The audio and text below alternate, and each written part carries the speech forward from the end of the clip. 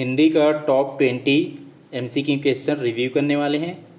First question है, अभिकथन है बहुव्रीहि समास में प्रयुक्त दोनों पदों में से कोई भी पद प्रधान नहीं होता। यह अभिकथन सत्य है कि बहुव्रीहि समास में प्रयुक्त दोनों पद में से कोई भी पद जो है प्रधान नहीं होता है।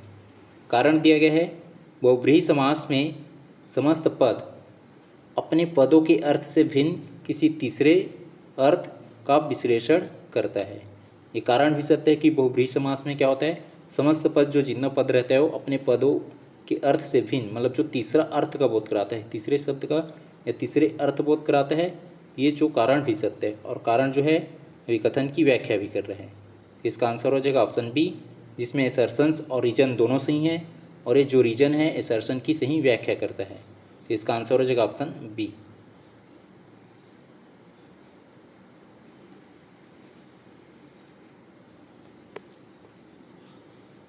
क्वेश्चन है, अभिकथन है संस्कृत के कुछ उपसर्ग हिंदी में अवयव की तरह प्रयुक्त होते हैं। यह अभिकथन सत्य है कि संस्कृत के जो कुछ उपसर्ग होते हैं वो हिंदी में अवयव की तरह प्रयुक्त होते हैं। कारण दिया गया है, अधपतित। अधपतित शब्द में अध जो क्या है, अधपतित शब्द में अधा एक उपसर्ग नहीं बल्कि संस्कृत का विशेषण है। तो ये कारण असत्य हो जाएगा क्योंकि जो अधा जो क्या है यहाँ पे एक उपसर्ग है ना कि विशेषण। तो ये जो कारण असत्य हो जाएगा रॉन्ग। इसका आंसर हो जाएगा ऑप्शन बी, जिसमें एसर्शंस अभिकथन सही है परंतु जो आर जो रीजन है कारण है वो गलत है। तो इसका आंसर हो जाएगा ऑप्शन बी।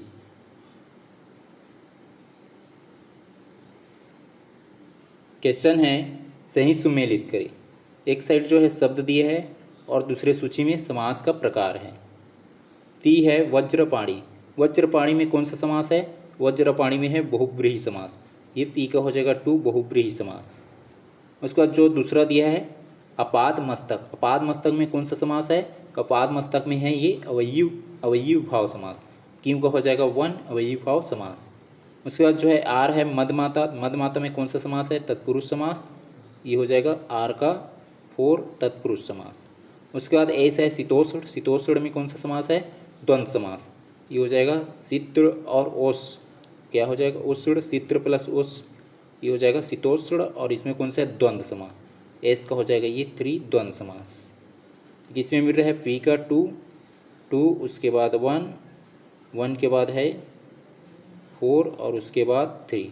2 1 4 3 किसमें मिल रहा है, 2 1 4 3 ऑप्शन ए में। तो इसका आंसर हो जाएगा ऑप्शन ए पी का 2। जिस ऑप्शन में पी का 2 नहीं है उसको हटा देंगे, बी में नहीं है और डी में नहीं है। उसके बाद जो है क्यू का 1 जो है ऑप्शन सी में नहीं है, सी भी हट गया।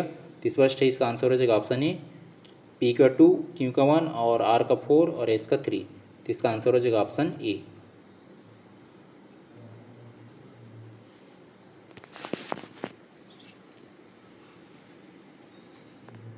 क्वेश्चन है, सही सुमेलित करें।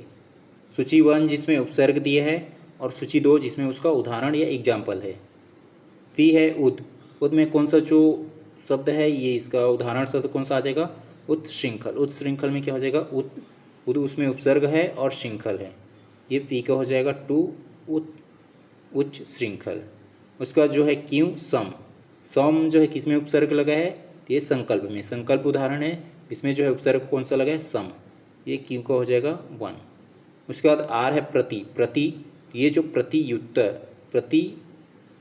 प्रत्युपकार में प्रतिधन उपकार है, ये हो जाएगा आर का ये 4 प्रत्युपकार, आर का 4।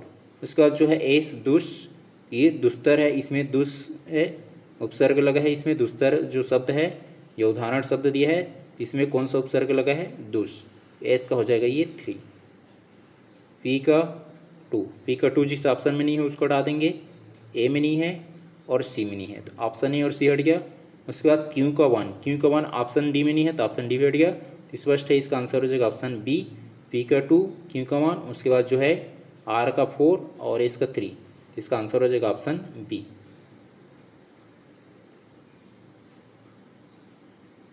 क्वेश्चन है, सही सुमेलित करें।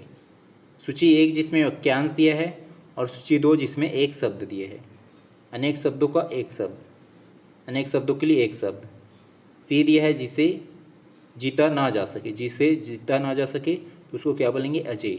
इसका हो जाएगा एक शब्द क्या हो जाएगा, अजय, जिसको जीता ना जा सके।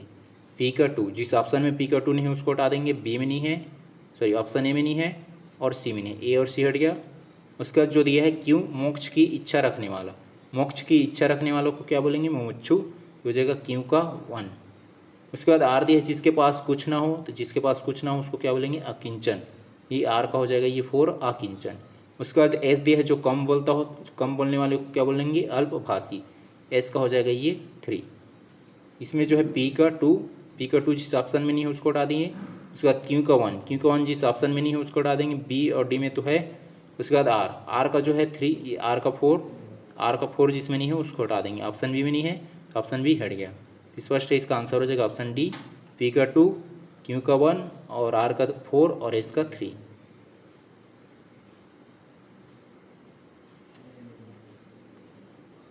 क्वेश्चन है सही सुमेलित करें। सूची एक जिसमें प्रत्यय दिए है और सूची दो जिसमें प्रकृति या प्रकार है। पी है सजावट की जो प्रकृति, ये इसमें कौन सा जो प्रत्यय लगा है, ये सजावट का हो जाएगा, इसमें है कृत प्रत्यय जो कि भाववाचक है, ये हो जाएगा सजावट, इसमें जो है कृत प्रत्यय है। पी का टू, जिस ऑप्शन में पी का टू नहीं है उसको हटा देंगे, बी में नहीं है और सी में नहीं है, बी सी हट गया। उसके बाद क्यों दिया है मानवता में कौन सा प्रत्यय है, यहाँ पे जो है तदित प्रत्यय है और ये जो है भाववाचक है, ये हो जाएगा क्यों का थ्री, तदित प्रत्यय। उसके बाद है आर तैराक में कौन सा प्रत्यय है, ये आर का हो जाएगा ये थ्री, ये फोर, कृत प्रत्यय जिस जो कि क्या है, ये कृतवाच्य है, कर्तवाच्य है, आर का हो जाएगा ये फोर। उसके बाद एस है लोहार में कौन सा प्रत्यय है, तदित प्रत्यय, ये एस का हो जाएगा ये वन, तदित प्रत्यय। पी का टू, उसके बाद क्यू का थ्री, ऑप्शन डी में नहीं है तो ऑप्शन डी हट गया, इस स्पष्ट इसका आंसर हो जाएगा ऑप्शन ए। इसमें पी का टू है, क्यू का थ्री, आर का फोर और एस का वन।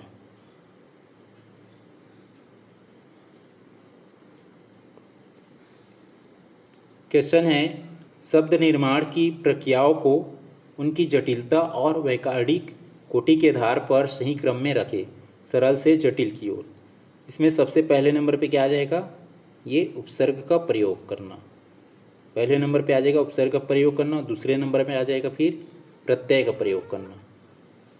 उसके बाद तीसरे नंबर पे आ जाएगा संधि की प्रक्रिया, ये हो जाएगा संधि की प्रक्रिया के बाद चौथे नंबर पे आ जाएगा समास की प्रक्रिया और अंत में आ जाएगा ये तदितांत निर्माण, ये हो जाएगा पाँचवें नंबर पे। पहले नंबर पे कौन सा आ रहा है, एल, दूसरे नंबर पे के और फिर तीसरे नंबर पे एम और चौथे नंबर पे एन और पाँचवें नंबर पे ओ। इसमें जो है एल के बाद के, जिसमें शुरू में एल नहीं है उसको हटा देंगे, वी में नहीं है, सी में नहीं है, डी में नहीं है, स्पष्ट है, इसका आंसर हो जाएगा ऑप्शन ए, एल के बाद के के बाद एम के बाद एन के बाद ओ, इसका आंसर हो जाएगा ऑप्शन ए।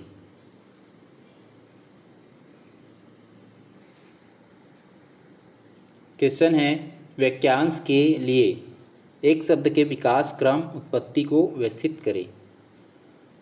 पहले नंबर पे आ जाएगा इसमें विस्तृत विचार या घटना, तो ये के जो है पहले नंबर पे आ जाएगा। उसके बाद दूसरे नंबर पे क्या आ जाएगा, संक्षिप्त करने की मानसिक कृति, तो हो जाएगा दूसरे नंबर पे। नेक्स्ट नंबर पे क्या हो जाएगा, उपयुक्त शब्द का चयन, फिर क्या करेंगे, उपयुक्त जो शब्द है उस शब्द का चयन करेंगे, फिर आगे जो क्या करेंगे भाषिक लाघव, हो जाएगा लास्ट में ये एन चौथे नंबर पे, के एल एम एन,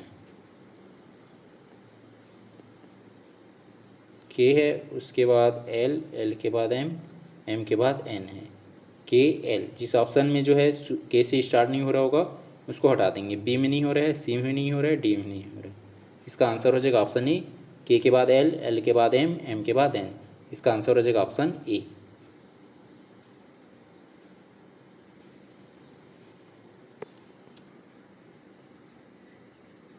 क्वेश्चन है सही कथन की जांच कीजिए।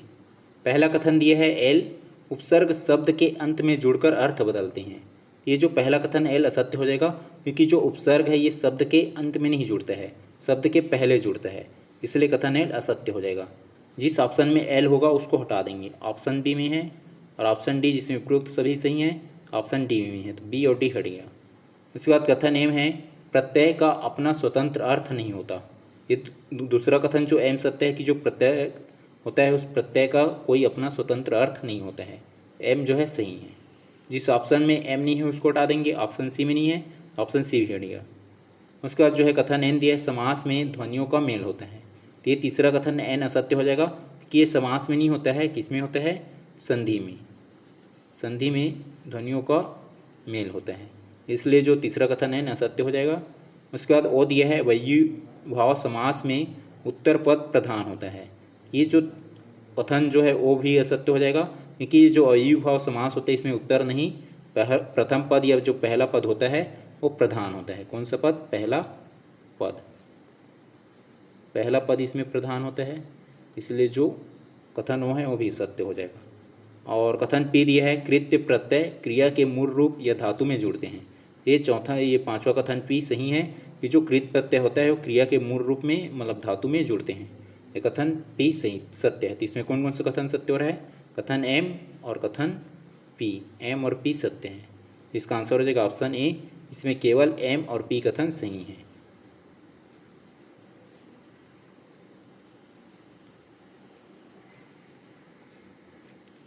क्वेश्चन है, सही कथन की जांच कीजिए। कथन एल दिया है, बहुब्रीहि समास के समस्त पदों के बीच और का लोप होता है।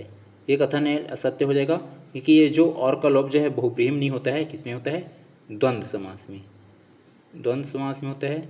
इसलिए जो कथन पहला है एल वो असत्य हो जाएगा। जिस ऑप्शन में एल होगा उसको हटा देंगे, बी में है और डी में है, बी और डी हट गया।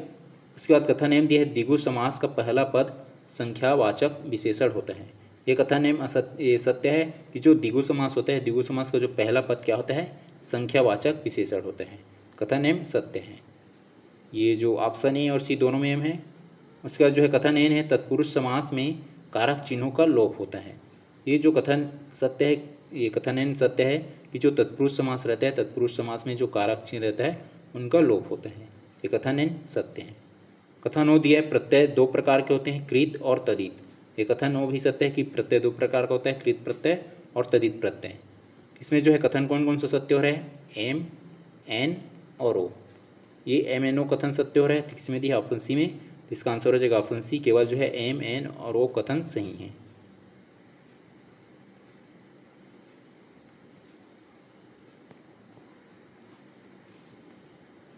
क्वेश्चन है, सही कथन की जांच कीजिए।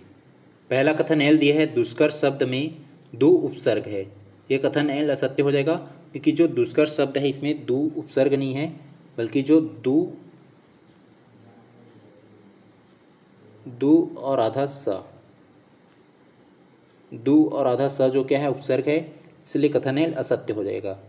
तो जिस ऑप्शन में एल होगा उसको हटा देंगे, ऑप्शन ए में है और ऑप्शन सी में भी है और ऑप्शन डी में भी है, तो ए सी डी हट गया। तो इस वर्ष इसका आंसर क्या हो जाएगा, ऑप्शन बी, केवल जो है एम, एन और ओ और पी कथन सही है। ये जो दूसरा कथन एम दिया है, पावक शब्द में अप प्रत्यय है। ये कथन एम सत्य है। कथन एन दिया है, यथाशक्ति में अवयवी भाव समास है। ये कथन एन भी सत्य है कि जो यथाशक्ति शब्द है उसमें अवयवी भाव समास है। उसके बाद कथन ओ दिया है, जो बहुत बोलता हो के लिए शब्द एक शब्द क्या है, वाचाल। ये जो है कथन वो भी सही है कि जो बहुत बोलने वाला रहता है या ज़्यादा बोलने वाला रहता है उसके लिए एक शब्द क्या होता है, वाचाल होता है। उसके बाद कथन पी दिया है, उपसर्ग को आदि प्रत्यय भी कहा जा सकता है। ये कथन पी भी सत्य है कि जो उपसर्ग है उसको आदि प्रत्यय भी कहते हैं। इसमें जो है कौन कौन सा कथन सत्य हो रहा है, कथन एम और कथन एन और कथन ओ और पी, ये चारों कथन सही हैं। इसका आंसर हो जाएगा ऑप्शन बी, इसमें केवल एम, एन, ओ और पी कथन सत्य हैं।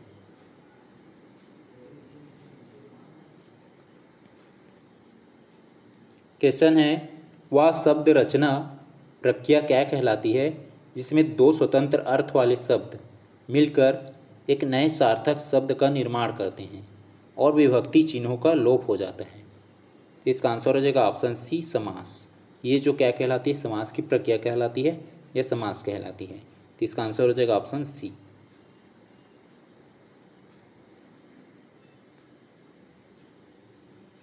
क्वेश्चन है, अलंकार शब्द में किस उपसर्ग का प्रयोग हुआ है और इसका वैकरणिक आधार क्या है। तो इसका आंसर हो जाएगा ऑप्शन बी, तो अलंकार शब्द है, इसमें जो है अलम उपसर्ग अलम जो उपसर्ग है उसका प्रयोग हुआ है और इसमें जो है अनुस्वार संधि आधारित है। इसका आंसर हो जाएगा ऑप्शन बी।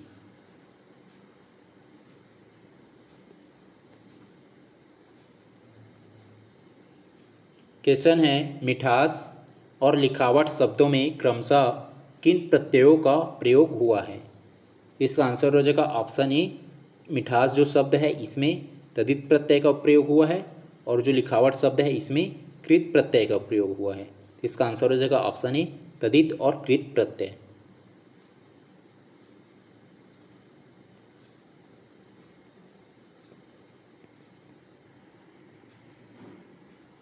क्वेश्चन है दशानन में समास विग्रह के आधार पर कौन से दो समास हो सकते हैं। दशानन मतलब यहाँ पे 10 एक संख्या को बता रहे हैं जिसके 10 आनन हो या 10 सिर हो। ये जो है एक 10 मतलब एक संख्या को बता रहे हैं, तो संख्या को बता रहे हैं क्या हो जाएगा ये द्विगु समास। और ये जो दशानन जो तीसरा अर्थ को बोध कराएगा, दशानन मतलब किसको बोलते हैं रावण को, ये रावण भी अर्थ बोध करा रहे हैं तीसरा अर्थ, तो ये हो जाएगा बहुव्रीहि समास। तो इसका आंसर हो जाएगा ऑप्शन सी, द्विगु और बहुव्रीहि समास है इसमें।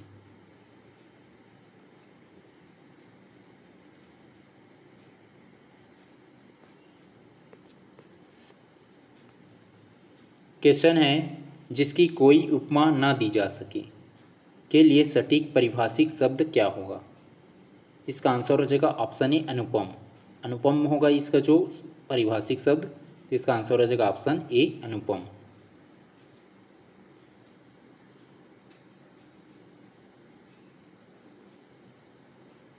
क्वेश्चन है संस्कृत के तत्सम उपसर्गों की कुल संख्या सामान्यतः कितनी मानी गई है।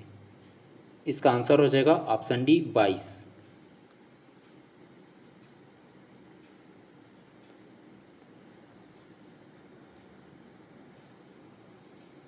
क्वेश्चन है सही कथन की जांच कीजिए। पहला कथन दिया है अन उपसर्ग का प्रयोग अभाव और निषेध के अर्थ में होता है। ये जो है पहला कथन सही है कि जो अन जो उपसर्ग है उसका प्रयोग जो है अभाव या कमी या निषेध के अर्थ में होता है। पहला कथन सही है। जिस ऑप्शन में पहला कथन नहीं होगा उसको हटा देंगे। ऑप्शन डी में नहीं है तो ऑप्शन डी हट गया। उसके बाद दूसरा कथन दिया अनंत शब्द में अन उपसर्ग लगा है। ये दूसरा कथन सही है कि जो अनंत शब्द है उसमें अन उपसर्ग लगा है। तो जिस ऑप्शन में दूसरा कथन नहीं है उसको हटा देंगे। ऑप्शन ए में नहीं है तो ऑप्शन ए हट गया। उसके बाद तीसरा कथन दिया अनपढ़ शब्द में संस्कृत का तत्सम उपसर्ग है।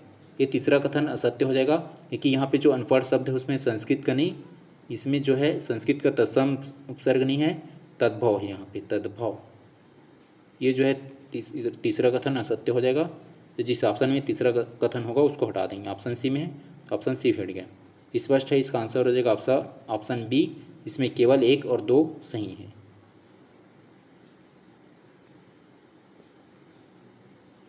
क्वेश्चन है सही कथन की जांच कीजिए। कथन पहला दिया है कृत प्रत्यय के योग से बने शब्दों को कृदंत कहते हैं। ये पहला कथन सही हो जाएगा। जो कृत शब्द है जो कृत प्रत्यय है इनके योग से बने शब्दों को कृदंत कहते हैं। ये पहला कथन सही है। जिस ऑप्शन में पहला कथन नहीं है उसको हटा देंगे। बी में नहीं है और सी में नहीं है, बी और सी हट गया। उसके बाद दूसरा कथन दिया है तदित प्रत्यय संज्ञा सर्वनाम या विशेषण के अंत में लगते हैं। ये दूसरा कथन सही है कि जो तदित प्रत्यय है संज्ञा सर्वनाम या विशेषण के अंत में लगते हैं। ये दूसरा कथन सही है। तीसरा कथन दिया प्रत्यय शब्द के अर्थ में पूर्ण परिवर्तन कर देते हैं जबकि उपसर्ग केवल विशेषता लाते हैं। ये तीसरा कथन असत्य हो जाएगा क्योंकि जो प्रत्यय और उपसर्ग दोनों जो है अर्थ को बदल देते हैं, अर्थ को परिवर्तित कर देते हैं, लेकिन यहाँ पे केवल जो है विशेषता लाते हैं बोल रहे हैं उपसर्ग को, इसलिए जो तीसरा कथन असत्य है, रॉन्ग हो जाएगा। इसका जो ऑप्शन डी भी हट जाएगा क्योंकि इसमें उपयुक्त सभी दिया है तो इसमें तीसरा कथन भी आ जाएगा, तो ऑप्शन डी हट जाएगा। तो स्पष्ट है इसका आंसर हो जाएगा ऑप्शन ए, इसमें पहला और दूसरा कथन सही है।